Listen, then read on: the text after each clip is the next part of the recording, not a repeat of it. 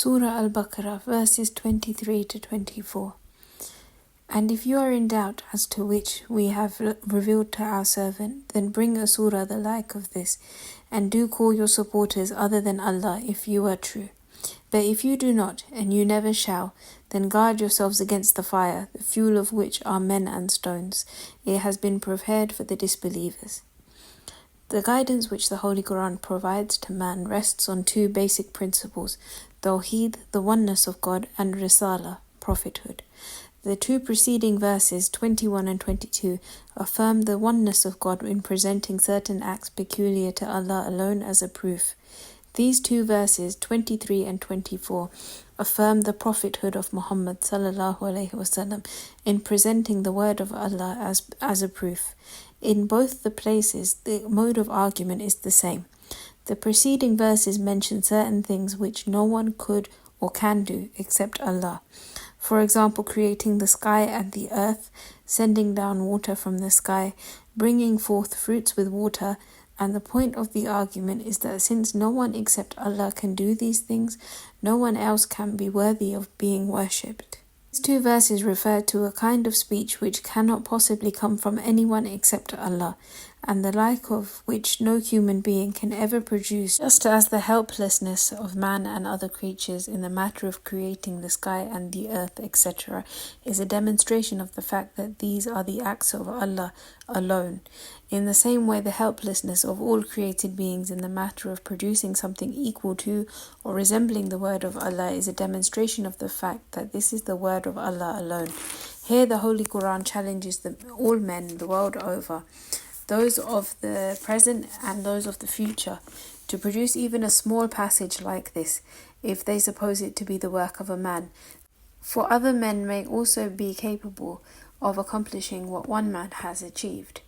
In case individuals should fail in such an effort, the Holy Quran allows them the facility of calling to their aid all possible helpers. They could even hold an international workshop for the purpose. The next verse forewarns them that such a venture would never succeed, and threatens with the fires of hell. Having once acknowledged his inability to produce something equal to the Holy Quran, which is a clear evidence of its being the word, not of man, but of a being who stands above all created things, if a man still persists in his disbelief, he is only seeking a place in hell. The Holy Quran asks men to beware of such a fate. The miraculous Quran is a prophethood of Muhammad sallallahu alaihi wasallam. Thus the verses, in emphasizing the miraculous character of the Holy Quran, present it as the evidence of the prophethood of Muhammad sallallahu alaihi wasallam and of his truth. No doubt the miracles of the Holy Prophet sallallahu alaihi wasallam are innumerable, each more marvelous than the other, but in mentioning only one of these here, one that pertains to the sphere of knowledge, namely the Holy Quran, Allah has pointed out that this is the greatest.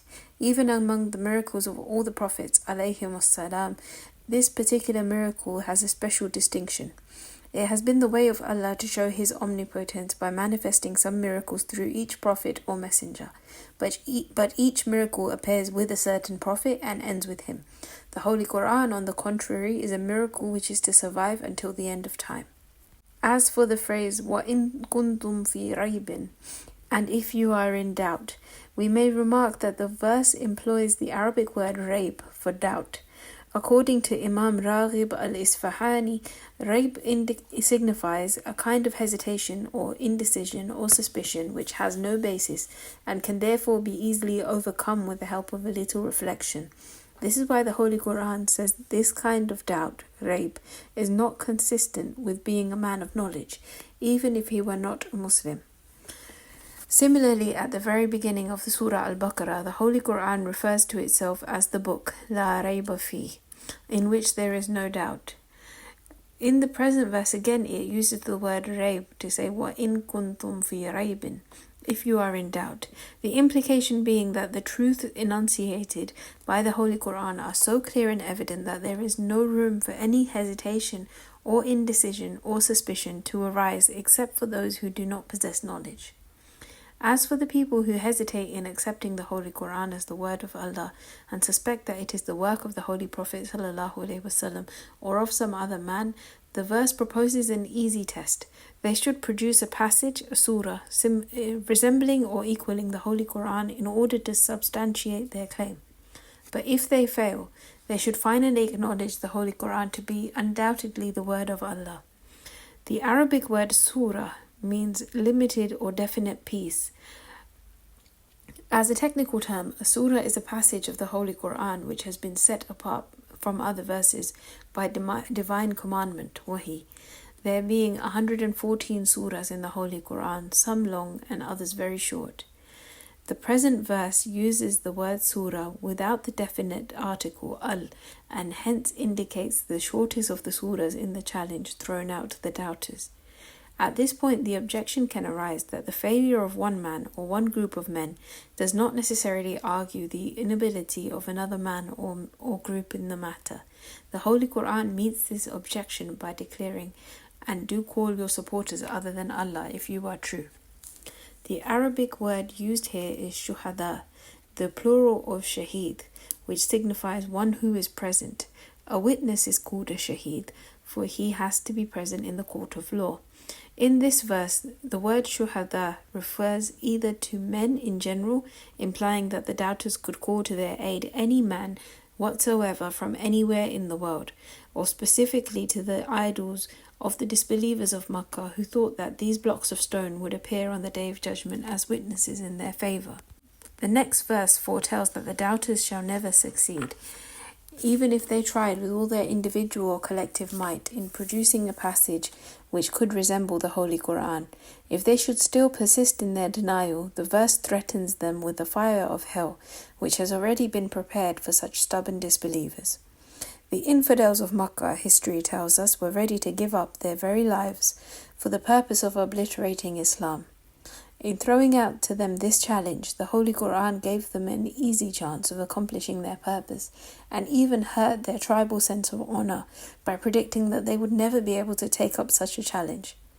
And yet not a single contender came up for the trial, which was a clear admission of their helplessness and an acknowledgement of the Holy Quran being the word of Allah. The fact establishes the Holy Quran as the evident miracle of the Holy Prophet ﷺ. Since the challenge still stands, the miracle too lives on and shall live to the end of the world. The Holy Quran, a living miracle. As for the Holy Quran being a miracle, the subject has been thoroughly discussed in scores of books by the greatest scholars in all the ages and in different languages. We may mention a few outstanding ones. Nazm al-Quran by Al-Jahiz, written in the 3rd century after Hijrah. Ijaz al-Quran by Abu Abdullah Wasiti, written early in the 4th century. A small book, Ijaz al-Quran by Ibn Isa Rabbani, written in the 4th century. A long and comprehensive book, Ijaz al-Quran by Qadi Abu Bakr Bakilani, written early in the 5th century. The subject has also been discussed at length in well-known books like Al-Itqan by Jalil ad-Din as-Sayyuti, Al-Khasais al-Kubra by the same author, At-Tafsir al-Kabir by Imam Razi, and Ash-Shifa by Qadi Iyad, who more recently still, Ijaz al-Quran by Mustafa Siddiq al-Rafi and Al-Wahi al-Muhammadi by Sayyid Rashid Rida. And finally, Ijaz al-Quran by Shabir Ahmed Uthmani. We may, in passing, draw attention to another peculiar quality of the Holy Quran that, besides comprehensive and voluminous commentaries, scores of books have been written on different aspects of the Book of Allah and on the innumerable considerations which arise from it. We cannot provide even a brief resume of all that has been written on the subject, the literature being so vast. We shall, however, give a few brief indications as to why the Holy Quran is held to be a miracle of the Holy Prophet ﷺ. Qualities that make the Holy Quran a miracle. Number 1. The Holy Quran is incomparable for its comprehensiveness even among the sacred books of the world. On the one hand, it brings to man the ultimate knowledge of a metaphysical order, and on the other hand, provides guidance for all spheres of human life, spiritual or physical, individual or collective. Those who suspect the book to have been the product of a human agency should remind themselves of the simple fact that it appeared at a time and in a place which offered no facilities for acquiring this kind of education, which is necessary for composing such a book. In fact, the Arabs were in those days known as the Ummiyun, the illiterates, and that the book came through the Holy Prophet ﷺ, who could not even read or write, and who had not even tried to learn the art of poetry and rhetoric on which the Arabs prided themselves. This, in fact, is nothing short of a miracle. Number 2, the Holy Quran is no doubt a guidance for all men without any distinction of time or place, but the first to be addressed were the Arabs of the age of ignorance. In affirming that no human being could produce even a few verses comparable to its own, the Holy Quran did not confine the challenge merely to the richness of meaning and the quality of wisdom, but included the mode of expression as well. Now, the illiterates of Arabia had no pretensions to wisdom or knowledge, but they certainly fancied themselves for their eloquence. To them, the aliens were just the dumb, al-ajam. And some of them were so mad in their hostility to the Holy Prophet ﷺ that if they could see a chance of hurting him in doing so, they would readily have slit their own throats out of sheer spite. And yet no one came forward to accept the challenge. This helplessness in a contest which should have been easy for a people so gifted with a spontaneous eloquence, does it not argue that the Holy Quran is not the word of man, but the word of Allah? As a matter of fact, the most discriminating among the contemporary Arabs did admit, though in private, that the Holy Quran was inimitable. Some of them had the honesty to say so in public, and some accepted Islam, while others, in spite of this admission, would not give up the ways of their forefathers or sufficiently overcome tribal rivalries, particularly their hostility to Banu Abdul Manaf, the tribe of the Prophet ﷺ, to embrace Islam. Jalaluddin as-Suyuti has, in his Al-Khasais al-Kubra, reported a number of incidents which illustrate the point. When the Holy Prophet ﷺ and the Holy Quran began to attract the attention of the people even outside Makkah, the enemies of Islam became worried about the huge crowds that would assemble there for the annual pilgrimage and would be likely to fall under his spell. Their tribal chiefs wanted to find an effective stratagem to prevent such a situation from arising, and they referred the problem to Walid ibn Mughira, the eldest and wisest among them. To begin with, they suggested that they could tell the pilgrims that the Holy Quran was, may Allah forgive us for reporting of blasphemy, only the ravings of a lunatic. But Al-Walid could foresee that when the pilgrims heard that the Holy Prophet ﷺ speaking with such lucidity and eloquence, they would immediately know the allegation was not true. Next, they thought of dismissing him as a mere poet. But Walid warned them that, an understanding of the arts of poetry being innate in most Arabs, the pilgrims would easily see that he was no poet. Then they considered the possibility of putting him down as one of the soothsayers. But Walid feared that they would again discover how false this imputation was, and would only turn against the accusers. In summing up his own impression of the Holy Quran, he said, "By God, there is not a single man among you who knows more about Arabic poetry than me. And by God, I find in this speech a kind of sweetness and grace which I have not found in the speech of any poet or of any eloquent man." After a good deal of thought, he finally advised them to accuse the Holy Prophet ﷺ of being a sorcerer who employed his black art in separating sons from fathers and wives from husbands. Exactly the same was the impression made by the Holy Quran on many other people who expressed similar views. For example, Nadir ibn Harith, a tribal chief, Unais, the brother of the Blessed Companion Abu Dhar, Asad ibn Zurara, another tribal chief, and Qais ibn Nasiba of the Banu Sulaym tribe. Even the vilest enemies of the Holy Prophet ﷺ, like Akhnas ibn Shuraik, Abu Sufyan, and of all persons, Abu Jahl himself, are reported to have stealthily crept in the darkness of night to the house of the Holy Prophet ﷺ to hear him reciting the Holy Quran, and to have been so entranced by the word of Allah that they could not tear themselves away from the place till it was dawn.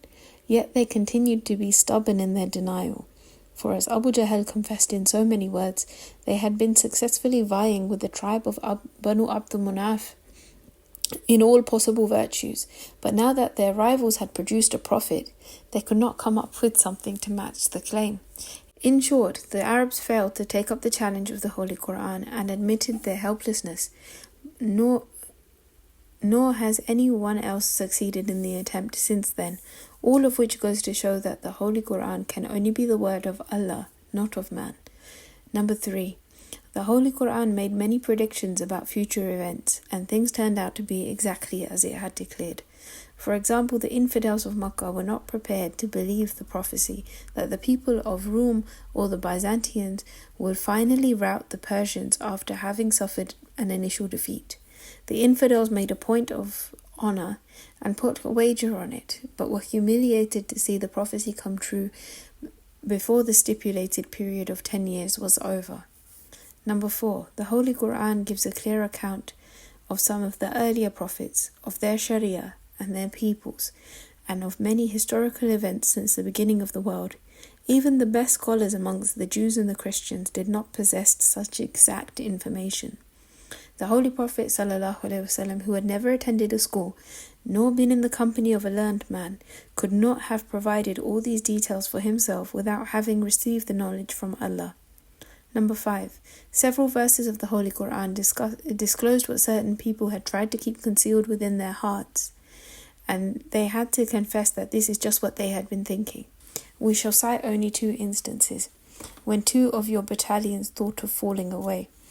Surah number 3, verse number 122.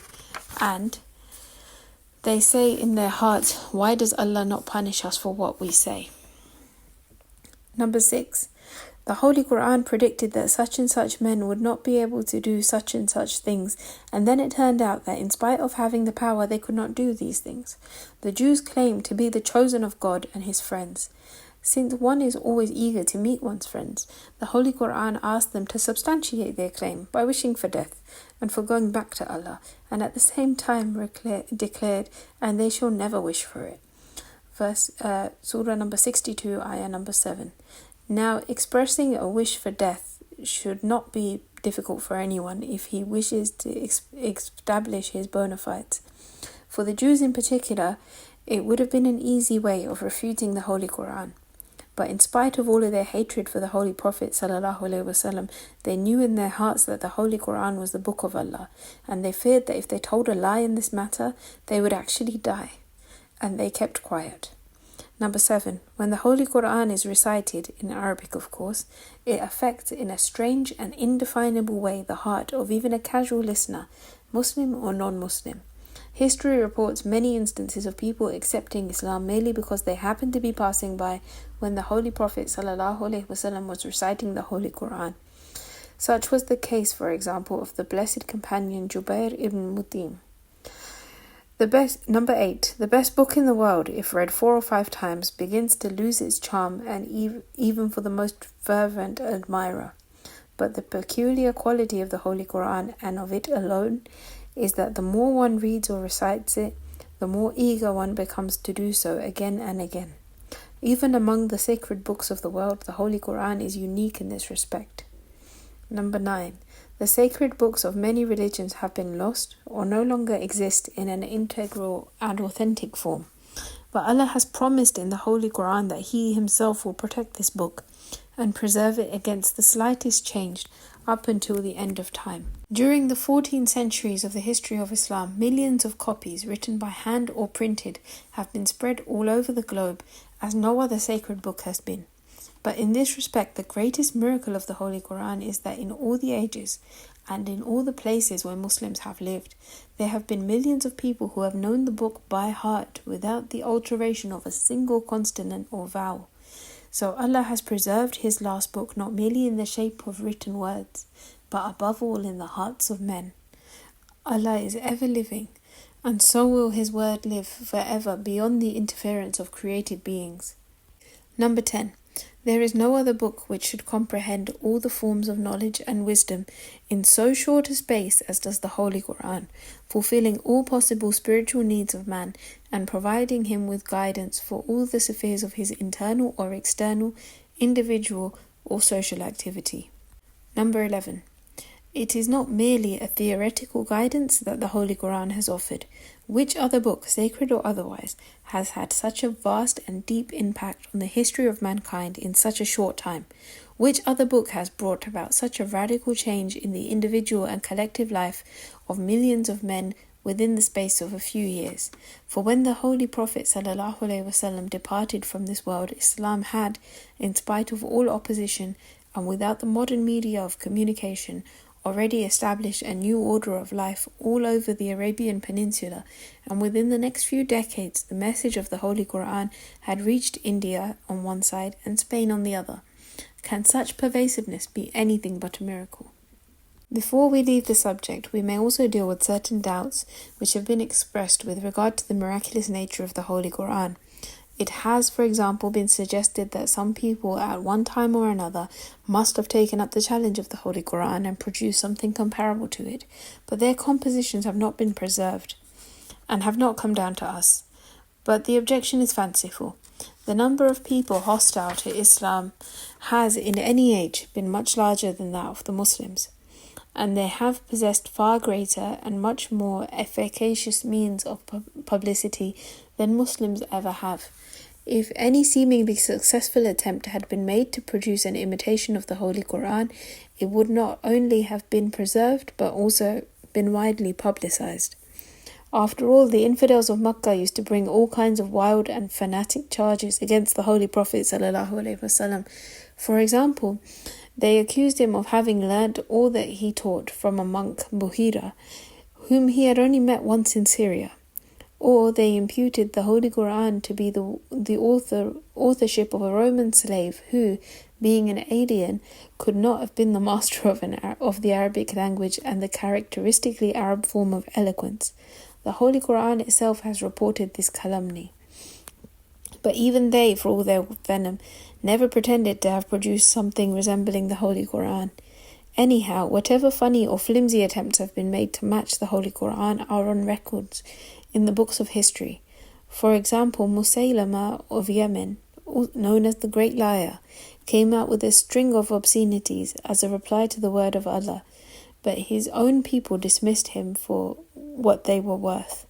At a later date, a famous man of letters, Abdullah ibn al-Muqaffa, thought of trying his wits against the Holy Quran, but soon gave up in despair. The point, however, is that if someone had really produced even 3 or 4 verses comparable to those of the Holy Quran, the matter would not have gone without being passed down to us, at least by the enemies of Islam. Of late, a different kind of objection has sometimes been raised. They say that the impossibility of successfully imitating a book does not by itself argue that it is a word of Allah or a miracle, for poets like Shakespeare or Hafiz too have never been imitated successfully. But a miracle is, by definition, something which occurs without the like means having been employed. Every poet or writer in the world, even the greatest, is known to have undergone a process of education and training in his art, and to have made use of certain means and methods which are humanly possible. But the Holy Prophet ﷺ, as we have said before, did not even know reading or writing, and was never interested in learning the arts of eloquence. Moreover, it is not merely a question of literary style. In considering the Holy Quran as a miracle, we must, above all, take into account the spiritual efficacy and the transforming power it has, which it has been showing these last 1400 years. Surah Al-Baqarah, verse number 25. And give good tidings to those who believe and do what is virtuous, that for them there are gardens beneath which rivers flow. Every time they are given a fruit from there to eat, they will say, "This is what we have been given before," and they are given one resembling the other. And for them there shall be wives purified, and there they are eternal. Verse 24 spoke of the fire of hell which has been prepared to punish those who do not believe in the Holy Quran. The present verse announces the reward for those who believe. As for the fruits which believers will be regaled in paradise, some commentators say that this concerns only the fruits of paradise, which will be alike in shape, but each time different in taste. Others say that the fruits will resemble the fruits of the earth in shape alone, but their taste would be totally different. Anyhow, the point is that the believers would have a kind of joy in paradise they never had known before, and that this joy would keep renewing itself at every moment. Thus, the fruits of paradise may share a common name with the fruits of the earth, but they will be of a different nature. The wives which the believers will have in paradise will be clean externally and pure internally, that is to say, free from everything that is physically disgusting, like excrement and menstruation, and from everything that is morally disgusting, like bad temper or unfaithfulness. The joys of paradise will also be unlike the joys of the earth in that they will not be short-lived, nor will one have to be trembling with the fear of losing them, for the believers shall live in perpetual bliss forever. In giving these good tidings to those who believe, the Holy Quran adds another condition, that of good deeds. For without good deeds, one cannot deserve such good tidings on the merit of Iman alone. Iman itself can, no doubt, save a man from being consigned to the fires of hell forever. And for every Muslim, even if he is a great sinner, will finally be taken out of hell once he has undergone a period of punishment. But no one can altogether escape the fires of hell unless he has been doing good deeds defined by the Sharia.